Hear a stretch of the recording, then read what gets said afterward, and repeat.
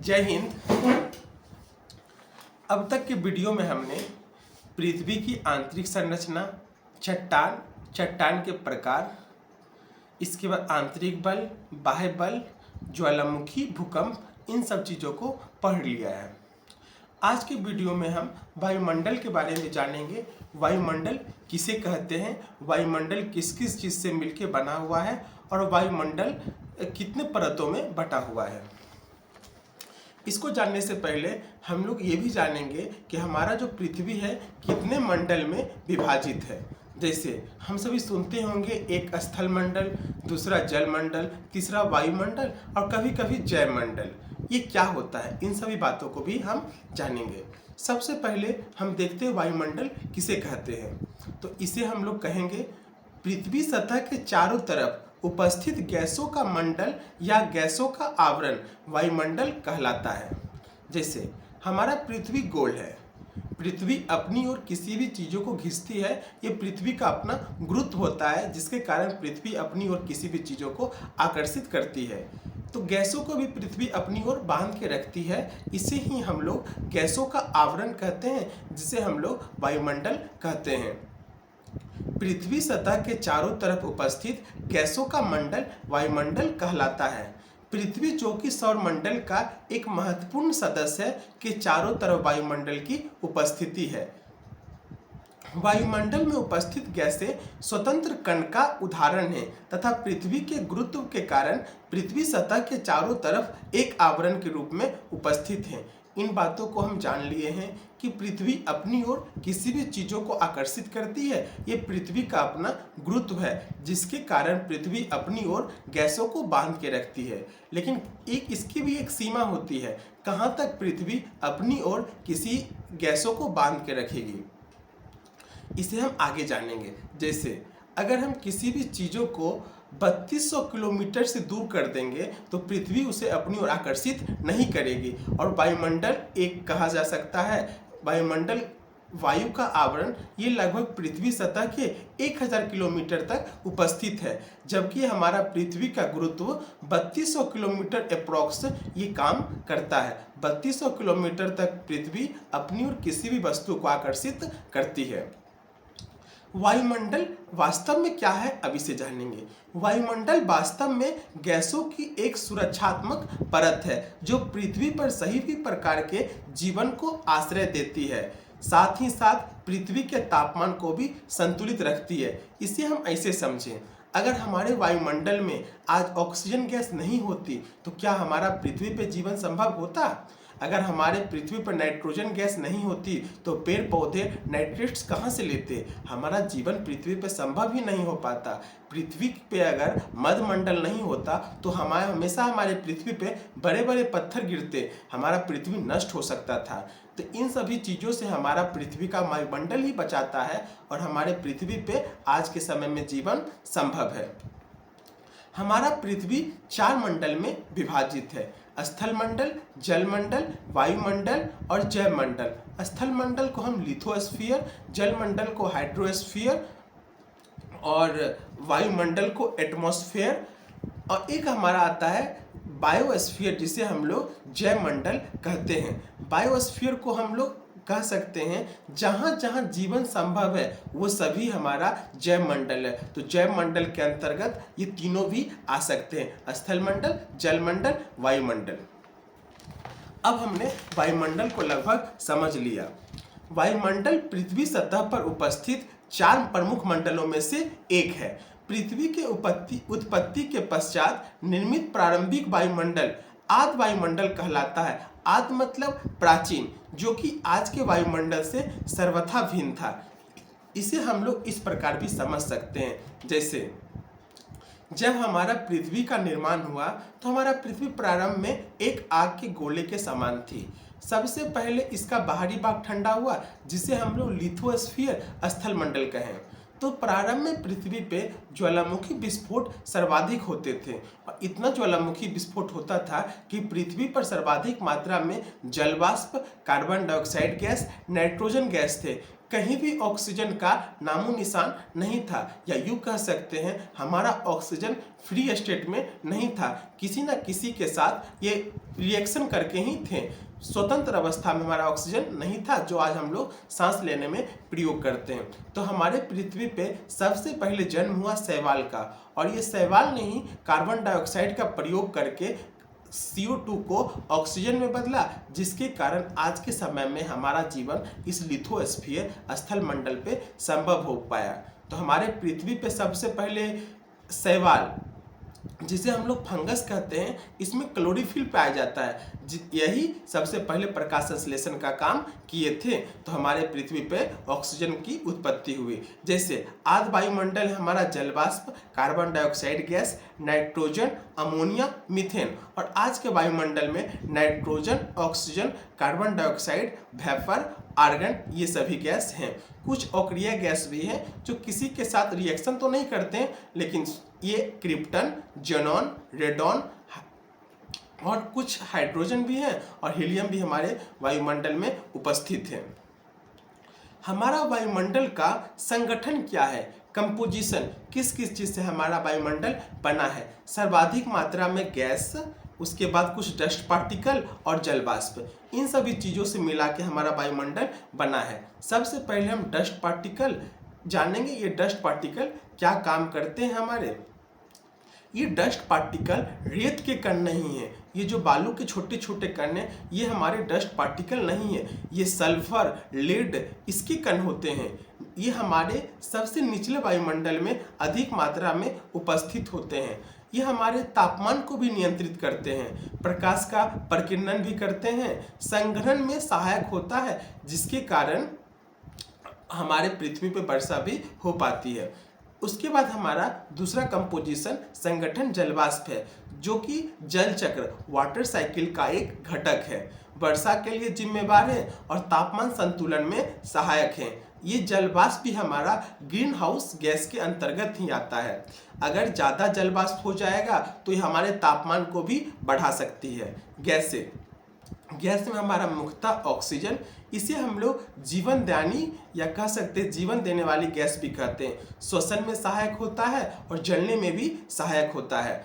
दूसरा हमारा नाइट्रोजन, जो कि 78% है, ये हमारे पादप के लिए सर्वाधिक महत्वपूर्ण होते हैं। तीसरी हमारी महत्वपूर्ण गैस कार्बन डाइऑक्साइड गैस है, प्रकाश संश्लेषण के लिए महत्वपूर्ण है और ताप संतुलन में भी सहायक है। अगर हमारे पृथ्वी पे कार्बन डाइऑक्साइड गैस नहीं होती, एक बार इमेजिन करके देखिए, तो हमारे पृथ्वी का तापमान -44 डिग्री सेल्सियस से लेके -75 डिग्री सेल्सियस तक होता है। हमारा पृथ्वी रहने के लायक नहीं होता है। यही हाल हमारे बुध पे होता है। बुध पे कार्बन डाइऑक्साइड गैस बिल्कुल उपस्थित नहीं है। दिन का तापमान तो ये सूर्य के नज़दीक होने के कारण काफ़ी ज़्यादा होता है, लेकिन रात के समय इनका तापमान काफ़ी ज़्यादा माइनस में हो जाता है। ये रहने के लिए अनुकूल नहीं है। कार्बन डाइऑक्साइड की एक प्रॉपर्टी होती है और जल वाष्प, ये दोनों की एक प्रॉपर्टी होती है, ये हीट को ट्रैप कर लेती है, और अगर ये हीट को ट्रैप कर लेगी, उष्मा को ट्रैप कर लेगी, तो हमारा पृथ्वी गर्म रहेगा। रात के समय में अगर कार्बन डाइऑक्साइड गैस नहीं रहेगी तो ऐसा होगा, हमारा पृथ्वी सारा उष्मा को वापस वायुमंडल में वापस लौटा देगी। इससे हमारा पृथ्वी पूरा ठंडा हो जाएगा। तो ये कार्बन डाइऑक्साइड गैस भी महत्वपूर्ण है, लेकिन एक सीमित सीमा तक। अगर ज़्यादा हो जाएंगे तो ज़्यादा हीट को ट्रैप कर लेंगे, गर्मी बढ़ जाएगी, ग्लोबल वार्मिंग की समस्या बढ़ जाएगी। ये हमारा वायुमंडल का संगठन था, जिसे हम लोग कंपोजिशन कहते हैं। अब हम लोग पढ़ेंगे वायुमंडल की संरचना, स्ट्रक्चर ऑफ एटमॉस्फेयर। वायुमंडल कितने परतों में मिलकर बना हुआ है, वायुमंडल के कौन से परत कितने किलोमीटर तक उपस्थित है, इसे हम लोग अब समझेंगे। जैसे हमारा पृथ्वी है, पृथ्वी सतह पे एक लाइन हमारा 0 डिग्री अक्षांश रेखा है, जिसे हम लोग विषुवत रेखा कहते हैं। यहाँ पे हमारा गुरुत्व सबसे कम होता है। दूसरा हमारा धीरे धीरे ऊपर की ओर जाएंगे तो हम पहुँचेंगे ध्रुव तक, पोल। यहाँ पे हमारा गुरुत्व सबसे ज़्यादा होता है। तो गुरुत्व यहाँ सबसे ज़्यादा, विषुवत रेखा पे गुरुत्व सबसे कम। विषुवत रेखा से क्षोभ मंडल की ऊंचाई, सबसे पहला परत या सबसे निचली परत हमारा क्षोभ मंडल है। विषुवत रेखा से क्षोभ मंडल की ऊंचाई 18 किलोमीटर है, जबकि ध्रुव से क्षोभ मंडल की ऊंचाई 8 किलोमीटर है। तो हम औसत ऊंचाई क्षोभ मंडल की कह सकते हैं 18 8 26, 26/2 = 13 किलोमीटर। यह हमारे क्षोभ मंडल की औसत ऊंचाई है। क्षोभ मंडल के बारे में और कुछ लाइन। वायुमंडल की सबसे निचली परत है, इसे हम लोग अशांत मंडल भी कहते हैं। अशांत मंडल इसलिए वर्षा का होना, बादल बनना, बादल का गरजना, बिजली का चमकना, पवन का प्रवाह, आंधी तूफान, चक्रवात, प्रति चक्रवात, ये सभी मौसमी घटनाएं क्षोभ मंडल में ही घटित होती है। तो ये हवाई जहाज उड़ने के लिए उपयुक्त बिल्कुल नहीं है। वायुमंडल के द्रव्यमान के अधिकांश भाग का ये निर्माण करता है। इसका घनत्व ज़्यादा होता है, धूल कणों की उपस्थिति सर्वाधिक होती है, ग्रेविटी का इम्पैक्ट ज़्यादा होता है, गैसों का घनत्व यहाँ पे ज़्यादा होता है। गैसों का घनत्व कहने का मतलब यहाँ पे गैस के कण पार्टिकल काफ़ी पास पास रहेंगे। भारी गैस क्षोभ मंडल में पाया जाएगा। अब हम लोग एक बात हम आपको पवन में पढ़ाएंगे, वायु का लंबवत प्रभाव, अपवार्ड डायरेक्शन, डाउनवर्ड डायरेक्शन, वो भी आपका क्षोभ मंडल में ही देखा जाता है। क्षोभ सीमा की ऊंचाई हम लोग जान लिए कि पोल पे कितना होगा। पोल ध्रुव पे इसकी ऊंचाई 8 किलोमीटर, जबकि विषुवत रेखा पे इसकी ऊंचाई 18 किलोमीटर। ग्रीष्म ऋतु गर्मी के समय में हवा गर्म होके ऊपर क्षोभ सीमा, जिसे हम लोग कहते हैं ट्रोपोपॉज, इसको धक्का मारती है। तो गर्मी के समय में ट्रोपोपॉज की लंबाई बढ़ जाती है, मतलब क्षोभ मंडल की लंबाई बढ़ सकती है, ठंडी के समय में घट जाती है। ये पवन के चैप्टर में हम बेहतर रूप से आपसे डिस्कस करेंगे, पवन का उत्थान और पवन का आरोहण अवरोहण ये क्या होता है। अब हम लोग दूसरा मंडल में प्रवेश करेंगे, जो हमारा समताप मंडल है। क्षोभ मंडल की औसत ऊंचाई 13 किलोमीटर और पोल पे 8 किलोमीटर और विषुवत रेखा पे 18 किलोमीटर, जबकि हमारा समताप मंडल की ऊंचाई 18 किलोमीटर से लेके 50 किलोमीटर तक होती है। समताप मंडल क्षोभ मंडल एवं मध्य मंडल के बीच यह उपस्थित होता है। क्षोभ सीमा के द्वारा क्षोभ मंडल एवं समताप सीमा के द्वारा मध्य मंडल से अलग होता है। जहाँ पे हमारा क्षोभ मंडल खत्म होता है और समताप मंडल शुरू होता है, उसी को हम लोग क्षोभ सीमा कहते हैं। जहाँ पे समताप मंडल खत्म होता है, मध्य मंडल शुरू होता है, उसे हम लोग समताप सीमा कहते हैं, स्ट्रेटोपॉज। इसी तरह हम लोग सीमा कहते हैं, मतलब वहाँ एक सीमा खत्म होती है और दूसरी सीमा, दूसरी परत स्टार्ट होती है। समताप मंडल की औसत ऊंचाई हम लोग 18 से 50 किलोमीटर। इस मंडल के निचले परत में ओजोन गैस की उपस्थिति होती है, इसी कारण बस इसे हम लोग ओजोन मंडल भी कहते हैं। तो पूछा जाएगा ओजोन मंडल किसे कहते हैं? समताप मंडल को ही ओजोन मंडल कहते हैं। क्यों? यहाँ ओजोन गैस की उपस्थिति होती है। ओजोन गैस सूर्य से आने वाली परावैंगनिक किरण को अवशोषित करती है, जिसके फलस्वरूप संपूर्ण ओजोन परत के तापमान में एक साथ वृद्धि होती है एवं तापमान लगभग एक समान हो जाता है। इसी कारण बस इसे समताप मंडल कहते हैं। जैसे हम लोग क्षोभ मंडल में जब ऊपर की ओर बढ़ रहे थे तो तापमान घट रहा था, लेकिन जैसे ही हम लोग क्षोभ सीमा को पार करके समताप मंडल में आए, वहाँ ओजोन गैस की उपस्थिति है। ओजोन गैस की एक खासियत होती है, ये सूर्य से आने वाली परावैंगनिक किरणों को अवशोषित कर लेती है और लगभग समताप मंडल का तापमान एक समान हो जाता है, जिसे हम लोग, इसलिए हम लोग इस मंडल को समताप मंडल भी कहते हैं। इस मंडल में मौसमी घटनाएं नहीं होती है, इसलिए इसे शांत मंडल कहा जाता है, जो कि हवाई जहाज के लिए अनुकूल है। तो हमारा हवाई जहाज समताप मंडल में उड़ेगा, जबकि हेलीकॉप्टर हमारा क्षोभ मंडल में उड़ता है। हेलीकॉप्टर, लड़ाकू विमान, ये सब क्षोभ मंडल में उड़ते हैं, लेकिन हमारा हवाई जहाज समताप मंडल में उड़ता है। इस मंडल में अत्यधिक ऊंचाई पर कभी कभी बादल की उपस्थिति होती है, जिसे मदर और पर्ल क्लाउड कहा जाता है। ये स्पेशल प्रकार का बादल है। इसका निर्माण तब होगा जब हवा गर्म होके क्षोभ सीमा को पार करके समताप मंडल में कभी कभी चली जाएगी और संघनन करके बादल का निर्माण करेगी। ये हमेशा नहीं बनता है, इसीलिए इस बादल का एक स्पेशल नाम होता है, जिसे मदर ऑफ पर्ल क्लाउड कहा जाता है। इसके बाद हम लोग पढ़ेंगे थोड़ा सा जान लेते हैं ओजोन मंडल, जो कि समताप मंडल को ही कहते हैं। समताप मंडल का ही ये पार्ट है। समताप मंडल के निचले भाग में ओजोन गैस की उपस्थिति है, इसलिए इसे ओजोन मंडल कहा जाता है। ओजोन परत का पतला होना ओजोन क्षरण कहलाता है, या कह सकते ओजोन डिप्लेशन। ओजोन परत का पतला होना ओजोन क्षरण या ओजोन छिद्र कहलाता है। ओजोन का निर्माण एवं क्षरण दोनों एक प्राकृतिक प्रक्रिया का उदाहरण है। ओजोन बनता भी है और ओजोन गैस मरता भी है या खत्म भी होता है। ओजोन क्षरण में कुछ महत्वपूर्ण गैसें जो अपना योगदान निभाते हैं, उसमें हमारा CFC जो कि हमारा फ्रिज AC से निकलता है। C से होता है क्लोरीन, F से फ्लोरीन, C से कार्बन। ये तीनों गैसें काफ़ी विनाशकारी है ओजोन परत के लिए। क्लोरीन, फ्लोरीन और दूसरा हमारा कार्बन, इसीलिए इसको हम लोग CFC गैस भी कहते हैं। अन्य गैस सल्फर, नाइट्रस, ये सभी भी ओजोन परत के लिए नुकसानदायी हैं। ओजोन परत को बचाने के लिए कुछ सम्मेलन भी किया गया, जिसमें सबसे फेमस हमारा मॉन्ट्रियल प्रोटोकॉल, जो ओजोन परत को संरक्षित करने के लिए किया गया था कि हम लोग जितना कम हो सके ग्रीन हाउस गैस का उत्सर्जन करेंगे, जिससे हमारा ओजोन परत सुरक्षित रहेगा। मॉन्ट्रियल प्रोटोकॉल 1987 16 सितंबर को 1987 को मॉन्ट्रियल में, जो कि एक जगह है हमारा कनाडा में, वहाँ पे एक सम्मेलन किया गया जिसे हम लोग मॉन्ट्रियल सम्मेलन के नाम से जानते हैं। इसलिए ओजोन दिवस हम लोग 16 सितंबर को मनाते हैं।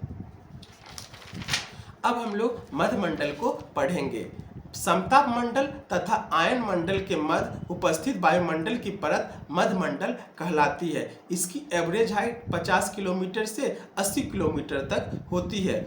उल्काएं जब मध्यमंडल में प्रवेश करती है तो गैसों के घर्षण के कारण उत्पन्न उष्मा से यह जलने लगती है। तो आप लोग उल्का पिंड को पढ़े होंगे क्लास 6 में। जैसे उल्का किसे कहते हैं? उल्का पिंड एक आकाशीय पिंड है जो कभी कभी मतलब चक्कर लगाते हुए हमारे गुरुत्वाकर्षण क्षेत्र में, पृथ्वी के गुरुत्वाकर्षण क्षेत्र में आ जाते हैं। मतलब 3200 किलोमीटर से कम पृथ्वी के क्षेत्र में आएंगे तो पृथ्वी का गुरुत्व उसे अपनी ओर खींचेगा, लेकिन जब वो मध्यमंडल में आएंगे तो जलने लगेंगे। जब उल्का का साइज छोटा होगा तो मध्यमंडल में ही जल जाएंगे, लेकिन बड़ा होगा तो समताप मंडल में भी जलते रहेंगे। और कभी कभी बहुत बड़ा साइज होता है तो ये हमारे पृथ्वी सतह से टकराते हैं, तब इस उल्का को उल्का पिंड कहते हैं। तब ये पृथ्वी सतह पर कभी कभी भूकंप का भी कारण बनते हैं। मध्यमंडल से में भी ऊंचाई के वृद्धि के साथ तापमान में कमी आती है। सबसे पहले क्षोभ मंडल, जैसे जैसे क्षोभ मंडल में बढ़े तापमान घटा, मध्यमंडल में तापमान बढ़ा, जबकि मध्यमंडल में तापमान दोबारा से घटता है। इसका कारण है ये हमारा पृथ्वी सतह से दूर होता है। मध्यमंडल का तापमान ऐसा माना जाता है कि चारों परत में सबसे कम तापमान हमारा मध्यमंडल का ही होता है, -55 डिग्री सेल्सियस से लेकर -85 डिग्री सेल्सियस तक। मध्यमंडल में कभी कभी बादल का भी निर्माण हो जाता है, लेकिन ये तब होंगे जब हवा के ऊपर उठने की दर या वेग अत्यधिक तेज होगी। हवा क्षोभ मंडल को पार करते हुए, समताप मंडल को पार करते हुए मध्यमंडल में प्रवेश कर जाए, तब यहाँ पे बादल का निर्माण होगा। जिस प्रकार समताप मंडल में एक स्पेशल बादल का निर्माण हुआ था जिसे मदर और पर्ल क्लाउड कहे थे, उसी प्रकार मध्यमंडल में एक स्पेशल बादल का निर्माण होगा जिसे हम लोग नेक्रस क्लाउड कहते हैं। अब हम लोग चौथे परत में, वायुमंडल के चौथा परत में आ गए हैं, जिसे हम लोग आयन मंडल या आयनोस्फीयर कहते हैं। आयन का मंडल, अत्यधिक तापमान होने के कारण इसे हम लोग थर्मोस्फीयर या ताप मंडल भी कहते हैं। यह पृथ्वी के सतह के चारों ओर उपस्थित आयन का मंडल होता है। आयन का मंडल, इस मंडल में गैसें आयनीकृत हो जाती है, गैसों का आयन में परिवर्तन हो जाता है। अब यहाँ ये गैस नहीं रहेगी। हम लोग किसी भी पदार्थ को जानते हैं, पदार्थ में इलेक्ट्रॉन, प्रोटॉन और न्यूट्रॉन होता है। प्रोटॉन न्यूट्रॉन केंद्र पे होते हैं और इलेक्ट्रॉन इसके चक्कर लगाते हैं। यहाँ पे गैसें आपकी गैस नहीं होके बल्कि आयनाइज्ड या आयनीकृत हो जाती है। तो यहाँ पे माध्यम आपका लगभग खत्म हो जाता है, गैस गैस नहीं रह के आयनीकृत हो जाती है। इसकी ऊंचाई 80 से 400 किलोमीटर तक, कभी कभी इसकी अधिकतम ऊंचाई 500, 600, 700 किलोमीटर तक भी हम लोग ले लेते हैं। इस मंडल में ऊंचाई में वृद्धि के साथ तापमान में भी वृद्धि होती है, जबकि मध्य मंडल में तापमान में कमी हुई थी। इसे तापीय विलोमता कहते हैं। तापीय विलोमता, ऊंचाई में वृद्धि के साथ तापमान में वृद्धि का होना तापीय विलोमता कहलाता है। लेकिन क्षोभ मंडल में ऊंचाई में वृद्धि के साथ तापमान में कमी होती है। इस मंडल में तापमान के अधिक होने के कारण इसे ताप मंडल कहा जाता है। इस मंडल में गैस आयन के रूप में उपस्थित रहते हैं, अर्थात माध्यम अनुपस्थित होते हैं। इसी कारण बस इस ऊष्मा का अनुभव संभव नहीं है। इसका मतलब ये हुआ, यहाँ गैस गैस के रूप में नहीं रह के आयन के रूप में रहती है, तो माध्यम ऊष्मा को चलने के लिए माध्यम नहीं मिल पाता है। तो इतना गर्म होने के बावजूद भी यहाँ आपको गर्मी का एहसास नहीं होगा। गर्मी का एहसास होने के लिए आपके वायुमंडल में वायु या हवा का होना आवश्यक है, लेकिन यहाँ हवा तो हवा ना होके हवा आयंस का रूप ले लेती है। रेडियो तरंगे इस मंडल से टकराकर परावर्तित हो जाती है। रेडियो तरंगे मतलब जैसे हम लोग फोन पे कोई भी बात करते हैं, तो फोन पे हम जो बात करते हैं, हेलो हाउ आर यू, ये तो हम बोले, लेकिन फोन इसको सिग्नल में परिवर्तित करके बाइनरी 0 और 1 के रूप में इसे सिग्नल को भेजता है। और जब ये सिग्नल आयन मंडल में जाती है तो टकरा के फिर 0 और 1 के फॉर्म में आती है, तब हम लोग इसे सुन पाते हैं हेलो हाउ आर यू। ये सिग्नल जो टकरा के आती है इसे हम लोग बोलते हैं रेडियो तरंगे। तो रेडियो तरंगे टकराकर आपको तापमंडल आयनोस्फीयर से आती है। पृथ्वी सतह पर दूर संचार व्यवस्था संभव है। इसमें सबसे बड़ा आपका तापमंडल आयनोस्फीयर ही अपना महत्वपूर्ण भूमिका निभाता है। तो रेडियो, एक और बात को हम लोग जानेंगे, टेलीकम्युनिकेशन से रिलेटेड, मतलब रेडियो टेलीकम्युनिकेशन से रिलेटेड जितने भी सैटेलाइट छोड़े जाएंगे वो आपके आयन मंडल आयनोस्फीयर या ताप मंडल में ही छोड़े जाएंगे। आयन मंडल में चमकता हुआ प्रकाश दिखाई देता है, जिसे अरोरा या ध्रुवीय ज्योति कहा जाता है। उत्तरी ध्रुव पर, नॉर्थ पोल पर इसे अरोरा बोरियोलिस तथा दक्षिणी ध्रुव पर इसे अरोरा ऑस्ट्रोलिस कहा जाता है। अरोरा या ध्रुवीय ज्योति के क्या कारण है? सबसे पहला कारण आयन मंडल, सोलर फ्लेयर, सौर आंधियां जो हमारे सूर्य से आती है। पृथ्वी का चुंबक, जब पृथ्वी का चुंबक आयन मंडल की तरफ और सूर्य से सौर आंधियां आयन मंडल की तरफ जब आके टकराती है तो प्रकाश उत्पन्न होता है। इसी प्रकाश को हम लोग अरोरा बोरियोलिस और अरोरा ऑस्ट्रोलिस, एक बार और हम लोग इसे सुन लेते हैं। अरोरा बोरियोलिस, इसे हम लोग नॉर्थ पोल उत्तरी ध्रुव पे कहते हैं, जबकि यही सेम काम दक्षिणी ध्रुव पे होता है। इसे हम लोग अरोरा ऑस्ट्रोलिस कहते हैं। अरोरा ऑस्ट्रोलिस कहते हैं। उत्तरी ध्रुव पर बोरियोलिस, दक्षिणी ध्रुव पर ऑस्ट्रोलिस। आयन मंडल में गैसों के आयंस की अलग अलग परतें होती है, मतलब इसे हम लोग इस परत का नाम दे सकते हैं, जैसे डी, ई, एफ, जी, जिसका कारण गैसों के भार का, ये परत बनने का जो कारण होता है गैसों के भार का अलग अलग होना। जैसे हाइड्रोजन हल्की गैस है, हीलियम हल्की गैस है, ऑक्सीजन भारी गैस है। तो सबसे नीचे ऑक्सीजन होगी पर लाइन होगी, सबसे नीचे सबसे ऊपर हाइड्रोजन, फिर हीलियम, सबसे ऊपर हाइड्रोजन की लाइन, फिर हीलियम की लाइन, फिर आपका आ जाएगा नाइट्रोजन की लाइन, और सबसे नीचे ऑक्सीजन की लाइन जो भारी गैस है। इसको टेलीकम्युनिकेशन वाले सैटेलाइट भी आपको आयन मंडल में ही छोड़े जाते हैं। अब सबसे अंतिम मंडल हमारा बचा बाह्यमंडल या बहिर्मंडल। यह सबसे बाहरी परत है। गुरुत्व का प्रभाव, पृथ्वी के गुरुत्व का प्रभाव यहाँ न्यूनतम रहता है, गैसों का घनत्व न्यूनतम हो जाता है। इस मंडल में गैसें विरल होती है, अर्थात हवा और वायु अत्यंत दुर्लभ होती है। तापमान में धीरे धीरे वृद्धि होती है। इसमें हाइड्रोजन और हीलियम गैस तैरती रहती है, क्योंकि ये दोनों हल्की गैसें हैं। इस मंडल में भी कृत्रिम उपग्रह छोड़े जाते हैं, लेकिन टेलीकम्युनिकेशन वाले नहीं। टेलीकम्युनिकेशन वाले उपग्रह आपको आयन मंडल में ही छोड़े जाते हैं। यहाँ पे आपका वायुमंडल का टॉपिक खत्म हुआ। कुछ इंपॉर्टेंट बातें जो हम लोग रिवीजन कर लेते हैं, जैसे गैसों की अलग अलग परत किस मंडल में पाई जाएगी? आयन मंडल। टेलीकम्युनिकेशन वाले सैटेलाइट कहाँ छोड़े जाएंगे? आयन मंडल। ऑरोला बोरियोलिस और ऑरोला ऑस्ट्रेलिस की घटना कहाँ होगी? आयन मंडल। सबसे ज़्यादा तापमान किस मंडल का होगा? हम लोग कह सकते हैं जैसे ही सूर्य से दूर होते जाएंगे, पृथ्वी से दूर होते जाएंगे, तापमान बढ़ता जाएगा। लेकिन ये हमारा वायुमंडल और आयन मंडल का तापमान भी ज़्यादा होता है और धीरे धीरे आपके वायुमंडल में तापमान बढ़ने लगता है। सबसे कम तापमान मध्यमंडल -55 से 85 डिग्री सेल्सियस तक। मौसमी घटनाएं कहाँ घटित होती है? क्षोभ मंडल।